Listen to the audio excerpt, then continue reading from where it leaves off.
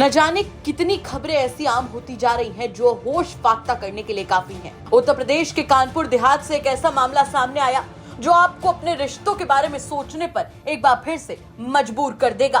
कानपुर देहात का ये मामला आपके रोंगटे खड़े कर देगा, रिश्तों पर तमाम सवालिया निशान लगा देगा। दरअसल उत्तर प्रदेश के कानपुर देहात में एक महिला के ऊपर प्रेमी के साथ मिलकर अपने ही पति की हत्या करने का आरोप लगा है। बता दें कि हत्या को एक हादसा दिखाने के लिए शव को पड़ोसी जिले में हाईवे किनारे फेंक दिया गया।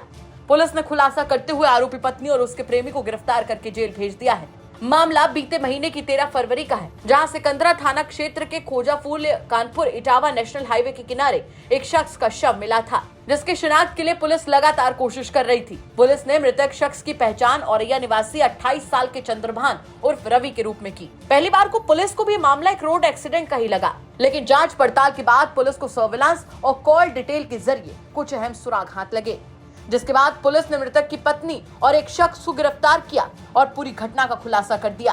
पत्नी का पकड़े गए युवक धवजेंद्र कुशवाहा उर्फ पिंटू के साथ काफी दिनों से प्रेम संबंध चल रहा था, जिसका पत्नी का पति चंद्रभान विरोध करता था।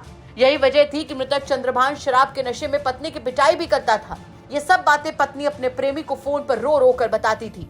फिर एक दिन मिलकर इन दोनों ने पति चंद्रभान के लिए साजिश रची और उसके बाद इस वारदात को अंजाम दिया। लेकिन कहते हैं ना कि कोई कितना भी बड़ा क्राइम कर ले, कानून के हाथ उस तक पहुंच ही जाते ही। कुछ ऐसा ही हुआ इस महिला उसके प्रेमी के साथ। पूरे मामले पर पुलिस की तरफ से क्या कुछ बताया गया, चलिए सुनवाते हैं आपको।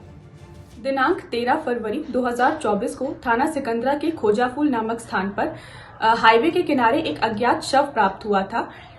उक्त शव की तत्समय शिनाख्त नहीं हो पाई थी तथा प्रथम दृष्टया दुर्घटनावश मृत्यु होना प्रतीत होने के कारण उक्त शव के संबंध में थाना सिकंदरा पर मुकदमा अपराध संख्या 32/24 जो कि एक्सीडेंटल डेथ से संबंधित था, पंजीकृत किया गया था। कालांतर में थाना सिकंदरा के अथक प्रयासों के फलस्वरूप उक्त शव की पहचान चंद्रभान उर्फ रवि पुत्र रामलाल निवासी ग्राम महाराजपुर थाना अजीतमल जनपद औरैया उम्र लगभग 28 वर्ष के रूप में हुई थी। थाना सिकंदरा टीम द्वारा जब उक्त घटना का और अधिक गहनता से परीक्षण किया गया तो यह तथ्य प्रकाश में आया कि चंद्रभान उर्फ रवि की मृत्यु दुर्घटनावश न हो करके बल्कि उसकी पत्नी द्वारा अपने सह अभियुक्त पिंटू उर्फ धवेंद्र कुशवाहा जो कि कस्बाबा थाना भूगनीपुर जनपद कानपुर देहात का निवासी है के साथ में मिल करके दिव्यापुर में अपने किराए के मकान में उसकी हत्या कर दी थी तथा इस हत्या की घटना को दुर्घटना का रूप देने के लिए मृतक की पत्नी ने अपने सह अभियुक्त के साथ में मिल करके मृतक की डेड बॉडी को खोजाफूल में हाईवे के किनारे डंप कर दिया था। जब दोनों अभियुक्तों से इस घटना के संबंध में पूछताछ की गई तो इस हत्या की घटना को कारित करने के पीछे का जो मोटिव ज्ञात हुआ वह इस प्रकार था कि मृतक चंद्रभान उर्फ रवि शराब पीने का आदी था तथा शराब पीने की लत के कारण वह अक्सर अपनी पत्नी के साथ में मारपीट किया करता था तथा मृतक की पत्नी के अपने सह अभियुक्त पिंटू उर्फ धवेंद्र कुशवाहा के साथ में कुछ निजी संबंध थे जिनका विरोध भी मृतक के द्वारा किया जाता था। उक्त तथ्य के संज्ञान में आते ही संबंधित मुकदमे में धारा 302 व 201 आईपीसी की वृद्धि करते हुए उक्त मुकदमे की अभियुक्ता मृतक की पत्नी व उसके सह अभियुक्त पिंटू उर्फ धवेंद्र कुशवाहा को गिरफ्तार कर माननीय न्यायालय के समक्ष प्रस्तुत किया जा चुका है। अन्य सभी वैधानिक कार्यवाहियां प्रचलित हैं।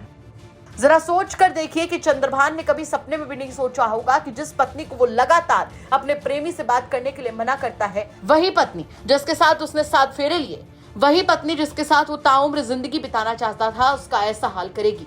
इस घटना के बाद कई सवाल खड़े होते हैं। सबसे बड़ा सवाल तो यहाँ पर यही है कि आखिर कब तक एक्स्ट्रा मैरिटल अफेयर्स के चलते इतनी जिंदगियां कुर्बान होती रहेंगी। और उससे बड़ा सवाल यहाँ पर यह खड़ा होता है कि आखिर कब तक उत्तर प्रदेश के लोगों में क्राइम का डर इसी तरीके से खत्म होता रहेगा। इन तमाम सवालों के साथ आपको छोड़कर जा रहे हैं। साथ ही आपसे भी कहना चाहेंगे कि अगर आपके आसपास के इलाके में कोई ऐसी बड़ी घटना होती है जो कि क्राइम की एक बड़ी खबर बन सकती है तो हमें कमेंट बॉक्स में जरूर बताइएगा। हम उसकी तह तक जाएंगे, उसके बाद में उसे खबर के तौर पर आप तक जरूर पहुंचाएंगे। नमस्कार।